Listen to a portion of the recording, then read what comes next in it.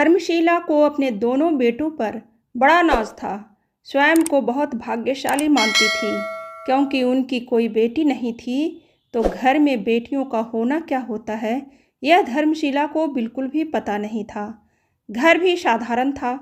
उस घर को वह बहुत संभाल कर रखती थी। मजाल है कोई सामान उनकी मर्जी के बिना इधर से उधर हो जाए। यदि कोई साफ किया हुआ घर में गीला पैर इधर से उधर कर देता तो वह पूरा घर सिर पर उठा लेती। माँ के कड़े स्वभाव की वजह से दोनों बेटे भी अपनी माँ को कुछ न कह पाते। अपने मन के भावनाओं को व्यक्त न कर पाने के कारण दोनों दबे दबे से रहते। धर्मशीला का कड़ा स्वभाव बेटों के मानसिक विकास में विरोध पैदा करता था, लेकिन उन्हें किसी भी बात का कोई फर्क भी नहीं पड़ता था। एक दिन उनके रिश्ते की अनुराधा उनके घर आई और अपनी पोती होने के उपलक्ष्य में बधाई देने और मिठाई का डिब्बा देते हुए धर्मशीला को कहने लगी, हमारे घर लक्ष्मी आई है। जैसे ही धर्मशीला ने बेटी होने की खुशी पर अनुराधा के हाथ में मिठाई का डब्बा देखा तो वह तुनक कर बोली, अरे अनुराधा, तुम भी कैसी हो? बेटी होने पर कोई मिठाई खिलाता है भला? मेरे बेटे को देखो, उनकी शादी के बाद भी मेरी तरह ही उनके भी बेटे ही होंगे। अनुराधा को यह बात एकदम अच्छी नहीं लगी और बहाना बनाते हुए वह मिठाई का डब्बा देते हुए जाने के लिए खड़ी हो गई। धर्मशीला के मुंह से बेटियों की उपेक्षा अनुराधा को बिल्कुल भी अच्छी नहीं लगी। समय बीतता गया और धर्मशीला ने अपने दोनों बेटों की शादी पढ़ी लिखी और संस्कारी लड़की के साथ कर दी। बहू के आने के बाद कुछ समय तो सब कुछ बहुत अच्छा चलता रहा, लेकिन जैसे ही पता चला बहू प्रेग्नेंट है तो अचानक से सास का स्वभाव बदला बदला सा रहने लगा।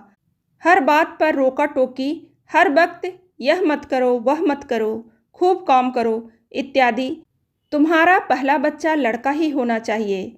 मुझे देखो, मैंने भी 2 बेटों को जन्म दिया है। बुढ़ापे में बेटा ही सहारा होता है।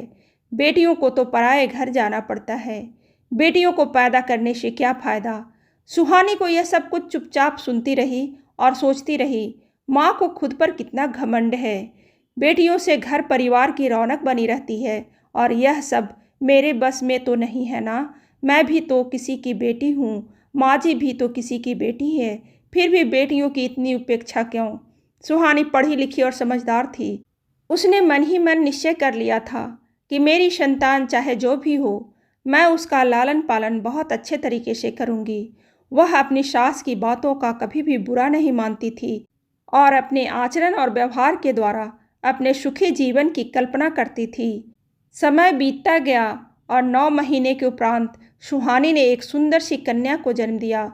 आज सुहानी और उसके पति पहली बार माता पिता बने थे। बहुत खुश थे कि वह पहली बार माता पिता बने हैं, लेकिन यह क्या, उनकी सास धर्मशीला को काटो तो खून नहीं।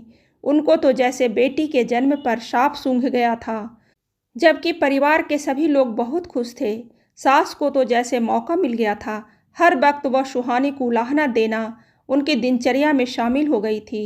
सास के ताने सुन सुनकर सुहानी बहुत ही दुखी रहने लगी थी, जिसके कारण उसका स्वास्थ्य दिन प्रतिदिन गिरने लगा था। सुहानी अपनी बेटी के रख रखाव पर पूरा ध्यान देती थी, लेकिन सास की बात बात पर यह कहना कि तूने तो यह क्या पैदा कर लिया है, उसके अंतर मन को पश्चाताप की आंसुओं से भिगा देता था। अब तो सुहानी को भी लगने लगा था कि काश पहली संतान बेटा ही होता तो अच्छा होता। धर्मशीला हर बात पर बेटा और बेटियों में फर्क रखती थी, लेकिन सुहानी ने मन ही मन निश्चय कर लिया कि वह अपनी बेटी की उचित परवरिश करेगी और उसे काबिल इंसान बनाएगी। सुहानी चूँकि पढ़ी लिखी और समझदार थी, तो अब उसने अपनी सास की बातों की परवाह करना भी छोड़ दिया और अपनी बेटी के सुनहरे भविष्य को लेकर सपने बुनने लगी और उसे उच्च शिक्षा और अच्छे संस्कार दिए। और आज जब सुहानी की बेटी तान्या शहर की जानी मानी वकील बन गई, तो सुहानी फूली नहीं समा रही थी। अब धर्मशीला की भी बोलती बंद हो गई थी। सुहानी ने अपनी सूझबूझ से अपनी सास को मौन भाषा में यह समझा दिया था कि जिसकी आप उपेक्षा कर रही थी, आज उसी के नाम से परिवार का नाम रोशन हो रहा है। आज धर्मशीला को भी समझ में आ गया था कि उनके 2 बेटों के होने के बाद भी उन्होंने कोई भी ऐसा कार्य नहीं किया जिससे परिवार का नाम रोशन हो सके।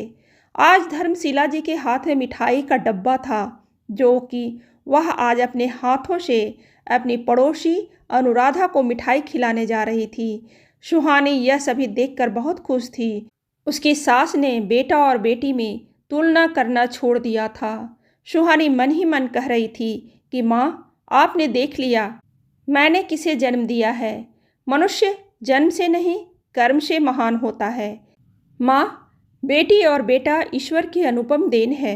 मुझे आज बहुत खुशी है कि आप दोनों को उचित सम्मान देकर अपनी खुशी जाहिर कर रही हैं। धर्मशिला की आंखों में पश्चाताप के आंसू निकल आए।